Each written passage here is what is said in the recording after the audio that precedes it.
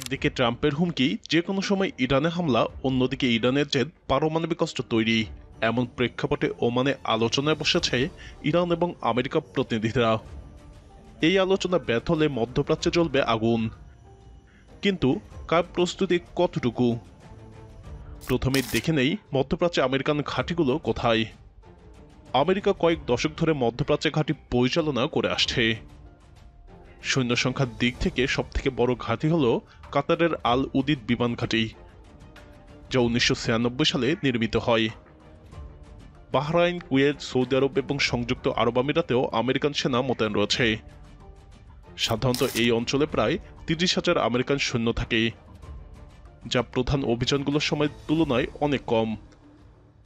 2011 সালে আফগানিস্তানে 1 লাখের বেশি এবং 2007 সালে ইরাকে 1,60,000-এর বেশি আমেরিকান সেনা ছিল।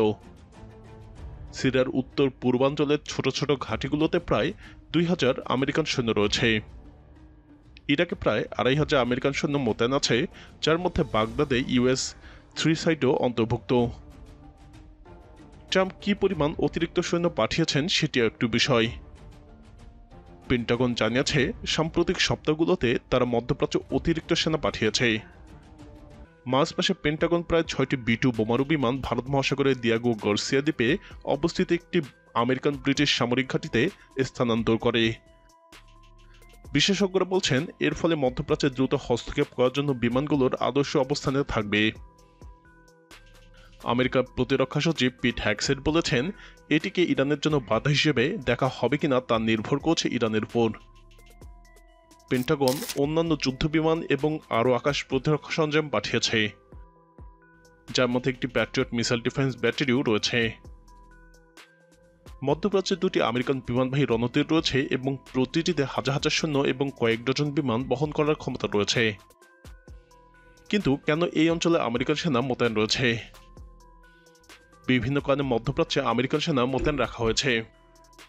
ইরাকের মতো কিছু দেশে আমেরিকান সেনারা দায়েশ জঙ্গি এবং স্থানীয় বাহিনীর বিরুদ্ধে লড়াই করছে।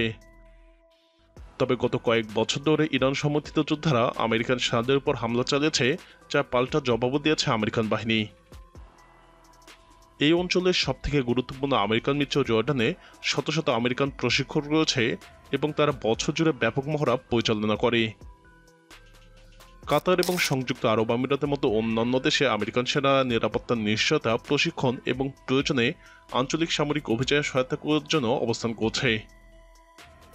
আমেরিকা ইয়েমেনে ইরান সমর্থিত হুতি বাহিনীর বিরুদ্ধে বোমাবর্ষণের অভিযান পরিচালনা করছে। এই অঞ্চলে আমেরিকান ঘাঁটিগুলো থেকে প্রায়ই হামলা হয়। আমেরিকান ঘাঁটিগুলো অত্যন্ত সুরক্ষিত স্থাপনা, যেখানে ক্ষেপণাস্ত্র বা ড্রোন থেকে রক্ষা করার জন্য আকাশ প্রতিরক্ষা ব্যবস্থাও রয়েছে। কাতার, বাহরাইন, সৌদি আরব, কুয়েতের মতো দেশগুলোর ঘাঁটিগুলোতে সাধারণত হামলা হয় না। তবে সাম্প্রতিক বছরগুলোতে ইরাক এবং সিরিয়ায় আমেরিকান সেনারা প্রায়শই হামলার শিকার হয়েছে। 2023 সাল থেকে হুতি আন্দোলন ইয়েমেনের উপকূলের জাহাজগুলোর উপর 100টিরও বেশি হামলা চালিয়েছে। তারা বলছে গাজা ইরান সমর্থিত হামাসের সঙ্গে ইসরায়েলের যুদ্ধের প্রেক্ষাপটে ফিলিস্তিনিদের প্রতি সংহতি জানাতেই এই হামলা চালানো হয়েছে। এর মধ্যে এই অঞ্চলে আমেরিকান নৌবাহিনীর জাহাজে ড্রোন এবং ক্ষেপণাস্ত্র হামলাও অন্তর্ভুক্ত রয়েছে। এখন পর্যন্ত কোনো হুতি হামলায় কোনো আমেরিকান যুদ্ধজাহাজ ক্ষতিগ্রস্ত হওয়ার খবর পাওয়া যায়নি। হোয়াইট হাউসের মুখপাত্র ক্যারোলিন লিভিট সাংবাদিকদের নিশ্চিত করেছেন যে আমেরিকান প্রেসিডেন্ট ডোনাল্ড ট্রাম্প ইরানকে কোনো অবস্থাতেই পারমাণবিক অস্ত্রের অধিকারী হতে দেবেন না। তিনি বলেন, প্রেসিডেন্ট ট্রাম্প ইরানকে পারমাণবিক অস্ত্র অর্জন থেকে বিরত রাখতে দৃঢ় প্রতিজ্ঞ। এজন্য সব বিকল্পই তার টেবিলে প্রস্তুত। লিভিট আরও স্পষ্ট করেন, ইরানিদের সঙ্গে সরাসরি আলোচনা হবে। ট্রাম্পের দাবিতে রাজি না হলে ইরানকে কঠিন মূল্য দিতে হবে। আলোচনায় ব্যর্থ হলে সামরিক পদক্ষেপ গ্রহণেও হুমকি দেওয়া হবে বলে তিনি ইঙ্গিত দেন। এর আগে চলতি সপ্তাহের শুরুতেই ইরানের পররাষ্ট্রমন্ত্রী আব্বাস আরাগচি সামাজিক মাধ্যম এক্সে এক পোস্টে উচ্চ পর্যায়ে বৈঠকের কথা নিশ্চিত করে বলেন, বল এখন আমেরিকার কোর্টে। তবে ইরান বরাবরই দাবি করে আসছে তারা পারমাণবিক কর্মসূচি সম্পূর্ণ শান্তিপূর্ণ এবং কেবলমাত্র বেসামরিক জ্বালানি উৎপাদনের উদ্দেশ্যেই পরিচালিত হচ্ছে। বিশ্লেষকরা মনে করেন ওমানের এই বৈঠকে প্রেসিডেন্ট ট্রাম্পের প্রস্তাবের সফলতা পেতেও পারে। কিন্তু ইরান যদি আমেরিকান দাবি অগ্রাহ্য করে, তবে আমেরিকা ইরানকে অর্থনৈতিক পঙ্গু বা দেউলিয়া করে দিতে কোনো পদক্ষেপ নিতে পিছপা হবেন না। যদিও বর্তমান পরিস্থিতি কোনো পক্ষেই সরাসরি যুদ্ধে জড়িয়ে পড়া সমীচীন হবে না বলে তারা মনে করেন। তাদের মতে আমেরিকা সামরিক হামলা চালালেও চূড়ান্ত লাভ অর্জন কঠিন হতে পারে, কারণ যুদ্ধের ফলে ইরান সাময়িকভাবে তাদের পরমাণু কর্মসূচি স্থগিত করলেও পারমাণবিক অস্ত্র অর্জনের জেদ আরও বাড়াতে পারে। এদিকে প্রেসিডেন্ট ট্রাম্প ইরানকে সিদ্ধান্ত গ্রহণের জন্য 2 মাসের সময়সীমা বেঁধে দিয়েছেন। এই সময়ের মধ্যে ইরান আমেরিকান দাবি মেনে না নিলে দেশটিতে হামলা চালানোর প্রচ্ছন্ন হুমকিও দিয়ে রেখেছেন তিনি।